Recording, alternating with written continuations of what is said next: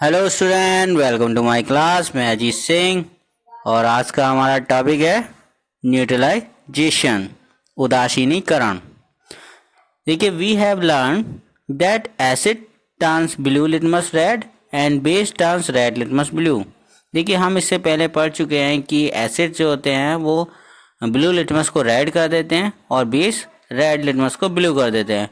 Let us सी, चलिए देखते हैं व्हाट हैपन्स, क्या होगा when an acid is mixed with a base, जब किसी एसिड को किसी बेस के साथ में मिला दिया जाए।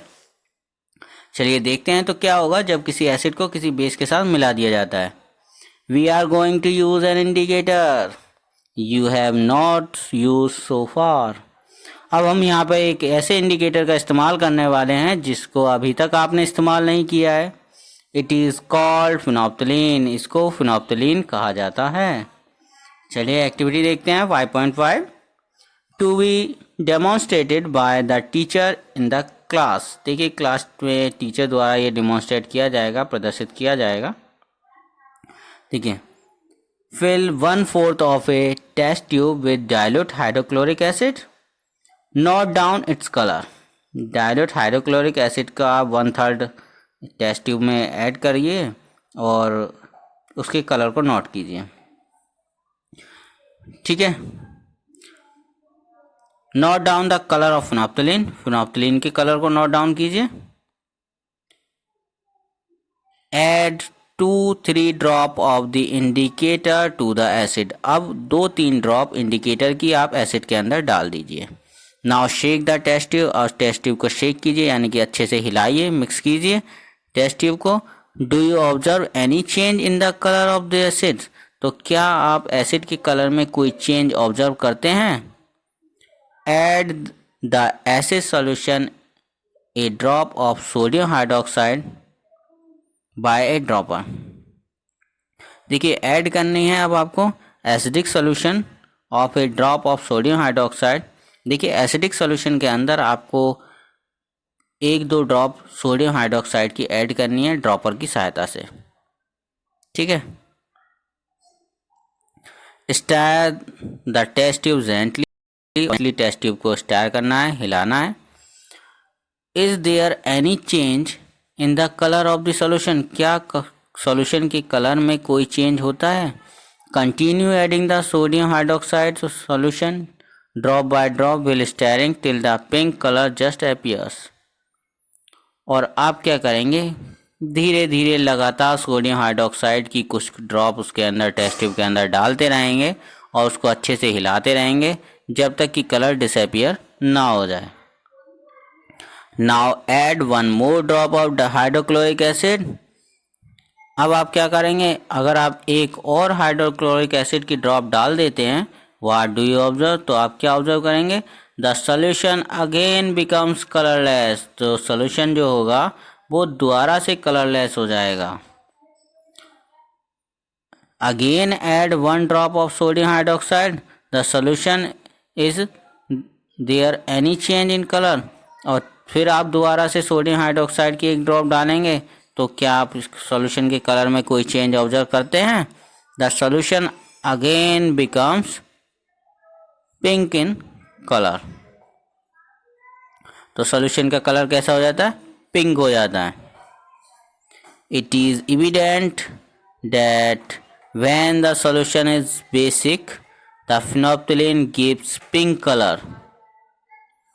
ठीक है, तो जब सॉल्यूशन बेसिक था तो फिनोप्थलीन ने पिंक कलर दिया। ऑन द अदर हैंड, जबकि when the solution is acidic it remains colourless. लेकिन जब सॉल्यूशन एसिडिक था तो ये कलरलेस रहा, it remains colourless. I hope आपके समझ में आया होगा। नहीं आया? चलिए फिर से देखते हैं। देखिए, इसमें करना क्या है। जैसे कि आपने एक टेस्ट ट्यूब ली हुई है, इस टेस्ट ट्यूब के अंदर हमने डाइल्यूट HCl का सॉल्यूशन दिया हुआ है। ठीक है, अब इसके अंदर हमने फिनोप्थलीन को ऐड कर दिया, कुछ ड्रॉप फिनोप्थलीन की डाल दी। यहाँ तक की बात क्लियर है? फिनोप्थलीन की कुछ ड्रॉप डाली हुई हैं आपने। अब आप क्या करेंगे, अब आप यहाँ पे ये एसिड है और ये NaOH यानी कि सोडियम हाइड्रोक्साइड आप जो डाल रहे हैं ये है बेस। अब बेस की एक एक ड्रॉप करके आप इसके अंदर डालते रहिए, तो आप देखेंगे कि कुछ समय बाद में ये जो सॉल्यूशन है ये पिंक हो जाएगा। तो ये सॉल्यूशन पिंक क्यों हो जाता है? क्योंकि बेस की वजह से, क्योंकि इसके अंदर बेस की मात्रा ज़्यादा है। और जैसे ही आप एसिड की मात्रा और बढ़ा देंगे तो ये फिर से कलरलेस हो जाएगा। ठीक है, तो आई होप आपके समझ में आया होगा। ठीक, चलिए आगे की तरफ बढ़े। ठीक है जी, तो इससे क्या कंक्लूजन निकलता है? कंक्लूजन ये निकलता है कि ये जो फिनोप्थिलीन होता है, फिनोप्थिलीन क्या काम करता है? ये बेसिक सॉल्यूशन, बेसिक सॉल्यूशन होने पर ये पिंक में चेंज हो जाता है, पिंक कलर में चेंज हो जाएगा, और एसिड में ये कलरलेस रहेगा। ठीक है, यानी कि फिनोप्थिलीन को जब आप बेसिक सॉल्यूशन में डालते हैं तो इसका कलर पिंक हो जाता है और एसिड सॉल्यूशन में ये कलरलेस हो जाता है। ठीक है, चलिए जी आगे बढ़ते हैं। आगे देखिए, when an acid solution is mixed with a base solution, जब किसी एसिड सॉल्यूशन को बेस सॉल्यूशन के साथ में मिलाया जाता है, both the solution neutralize the effect of each other, तो दोनों सॉल्यूशन एक दूसरे के प्रभाव को उदासीन कर देते हैं। When an acid solution and the base solution are mixed in suitable amount, जब आप एसिड सॉल्यूशन और बेसिक सॉल्यूशन को सुटेबल अमाउंट में पर्याप्त मात्रा में मिलाते हैं, both the acid nature of the acid and the basic nature of the base are destroy, तो एसिड का नेचर, एसिड से एसिडिक नेचर और बेस से बेसिक नेचर जो होता है समाप्त हो जाता है। The resulting solution is neither acidic and NOR base, तो जो रिजल्टिंग सॉल्यूशन है वो ना तो एसिडिक होगा और ना ही बेस होगा। Touch the test tube immediately after neutralization, neutralization के बाद में आपको टेस्ट ट्यूब को टच करना है। व्हाट डू यू ऑब्जर्व, तो आप क्या ऑब्जर्व करते हैं? In neutralization reaction heat is always produce और इवोल्व, कि न्यूट्रलाइजेशन रिएक्शन में हीट यानी कि ऊष्मा हमेशा प्रोड्यूस होती है, उत्पन्न होती है। The evolve heat rise the temperature of the reaction mixture, अब जब हीट प्रोड्यूस होगी तो जो रिएक्शन मिक्सचर होगा उसका टेम्परेचर बढ़ जाएगा। In neutralization reaction a new substance is form, neutralization reaction से एक नया पदार्थ बनता है जिसे हम सॉल्ट कहते हैं। सॉल्ट में बी एसिडिक, बेसिक और न्यूट्रल इन नेचर, जो सॉल्ट होता है वो मे बी एसिडिक हो सकता है, बेसिक हो सकता है और न्यूट्रल हो सकता है एसिड में। Thus neutralization can be define as, तो न्यूट्रलाइजेशन को आप इस तरह से डिफाइन कर सकते हैं, the reaction between an acid and base is known as neutralization. देखिए, जब आप रिएक्शन कराते हैं किसी एसिड और बेस के बीच में तो इसको जाना जाता है न्यूट्रलाइजेशन से। Salt and water are produce, और इस पूरी प्रक्रिया में सॉल्ट और वाटर प्रोड्यूस होते हैं, साथ में हीट इवॉल्व होती है। ठीक है, तो सॉल्ट के बारे में आपको पता चल गया। सॉल्ट्स क्या होते हैं? जब एसिड और बेस को मिलाया जाता है और एसिड और बेस को मिलाने के बाद जो प्रोडक्ट बनता है उसे हम सॉल्ट कहते हैं। सॉल्ट एसिडिक भी हो सकते हैं, बेसिक भी हो सकते हैं नेचर में, और न्यूट्रल भी हो सकते हैं। देखिए जी, एसिड बेस को मिलाया, सॉल्ट और वाटर मिला, उसके साथ साथ हीट भी प्रोड्यूस होगी। और जैसे यहाँ पे बात करें NaCl, ये बना है ना कि HCl को मिलाया NaOH के साथ में तो बन गया NaCl, सोडियम क्लोराइड और water. Boojho added dilute sulphuric acid to lime water, will the reaction mixture becomes hot और कूल। बूजो ऐड करती है डाइल्यूट सॉल्यूशन को लाइम वाटर के साथ में, तो क्या रिएक्शन मिक्सचर का जो तापमान होगा बिकम्स हॉट होगा, गर्म हो जाएगा या ठंडा हो जाएगा रिएक्शन मिक्सचर। तो ये तो बूजो ने एक नई प्रॉब्लम दे दी आपके सामने। चलिए देखते हैं न्यूट्रलाइजेशन इन एवरीडे लाइफ। तो रोजाना की दिनचर्या को देखते हैं, दैनिक जीवन में न्यूट्रलाइजेशन के उदाहरण देखते हैं। जैसे indigestion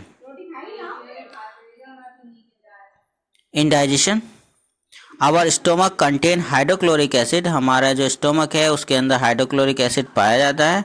it help to digest food, जो कि फूड को डाइजेस्ट करने में सहायक होता है। एज यू नो, जैसे कि आप जानते हैं, हैव लर्नड इन चैप्टर 2 में आप पढ़ चुके हैं, but too much acids in stomach cause indigestion. लेकिन ज़्यादा मात्रा में यदि हमारे स्टोमक में एसिड बन जाता है तो इससे हमारे इंडाइजेशन हो जाता है, अपाचन हो जाता है।